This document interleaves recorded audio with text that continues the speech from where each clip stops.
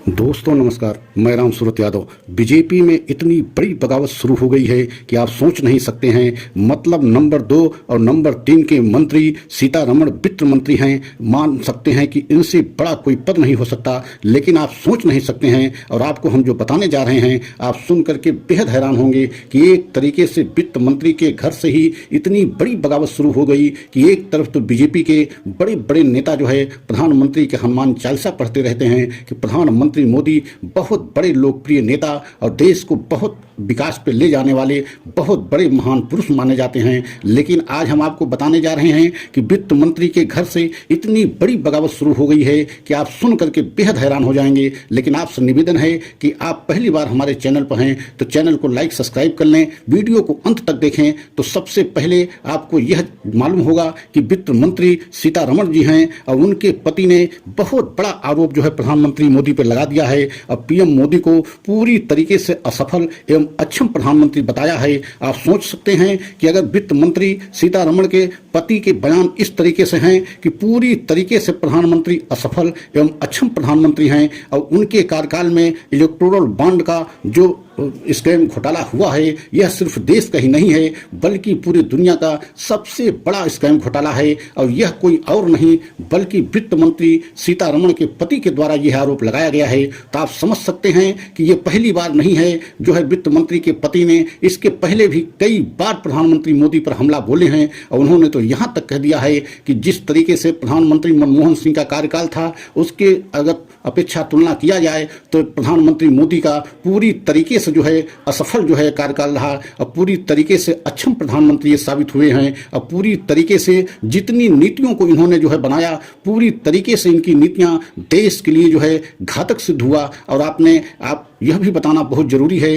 कि electoral bond को लेकर के जिस तरीके से वित्त मंत्री के पति ने प्रधानमंत्री मोदी पर हमला बोला है, पूरी बीजेपी में इस समय भगदड़ मच गई है। क्योंकि ये कोई विपक्ष के नेता नहीं, विपक्ष की पार्टी की तरफ से हमला नहीं किया गया है बल्कि वित्त मंत्री सीतारमण के पति के द्वारा यह हमला किया गया है कि पूरी तरीके से प्रधानमंत्री को असफल बताना, अक्षम प्रधानमंत्री बताना और इनके कार्यकाल में एक बहुत बड़ा स्कैम घोटाला इलेक्टोरल बॉन्ड को दुनिया का सबसे बड़ा घोटाला बताना। तो आप समझ सकते हैं कि प्रधानमंत्री मोदी के लिए आने वाले समय में अब बहुत बड़ी मुश्किल खड़ी हो गई है कि बीजेपी के इतने बड़े मंत्री, कैबिनेट स्तर के मंत्री के घर से इस तरीके से हमला किया जा रहा है। तो आप समझ सकते हैं कि बीजेपी की मुसीबत आने वाले समय में बहुत अधिक बढ़ने वाली है। क्योंकि जिस तरीके से अब बगावत के सुर सुनाई देने लगे हैं, आपने देखा भी है कि बड़े बड़े नेताओं को, मतलब बहुत बड़े बड़े कद्दावर नेताओं को जो है टिकट इस बार जो है बीजेपी ने काट दिया है और अब धीरे धीरे जो है बागी होते जा रहे हैं। और आपने देखा है कि वित्त मंत्री के पति के द्वारा अगर इतना बड़ा हमला बोला गया,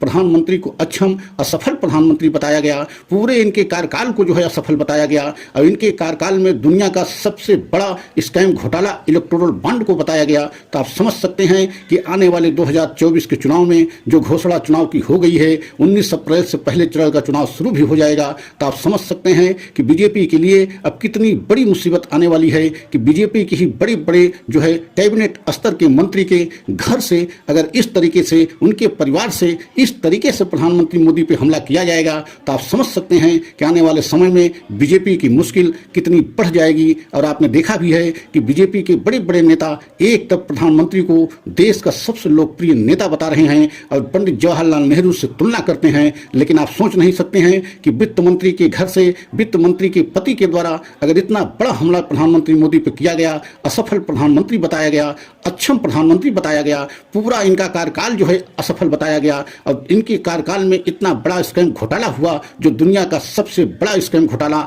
मतलब साबित हो रहा है। तो आप समझ सकते हैं कि बीजेपी की मुश्किल आने वाले समय में कितनी बढ़ने वाली है। और आप यह भी देख रहे हैं कि जिस तरीके से बड़े बड़े जो है कद्दावर नेताओं का टिकट काटा जा रहा है, उससे भी बीजेपी असहज हो रही है। और आने वाले समय में बहुत बड़े बड़े नेता ऐसे हैं जो एक तरीके से बागी हो सकते हैं या प्रधानमंत्री से सीधे जो है बगावत कर सकते हैं। तो आप कल्पना कीजिए कि अभी चुनाव में लगभग 15 से 20 दिन शेष बचे हैं और उसके बाद पूरी तरीके से चुनावी रणभेदी जो है शुरू हो जाएगी, प्रचार भी शुरू हो जाएगा। और उससे पहले ही अगर बड़े बड़े कैबिनेट स्तर के मंत्री के परिवार से इस तरीके से प्रधानमंत्री मोदी पर हमला हो रहा है तो आप समझ सकते हैं कि प्रधानमंत्री मोदी की और बीजेपी के आने वाले समय में मुश्किल कितनी बढ़ने वाली है। अगर हमारा यह वीडियो आपको अच्छा लगा हो तो लाइक सब्सक्राइब जरूर करें, वीडियो को अंत तक देखा करें, क्योंकि पूरा सच तभी समझ में आएगा। अगला हम वीडियो आपके समक्ष पुनः लेकर के आएंगे। तब तक के लिए जय हिंद, जय भारत।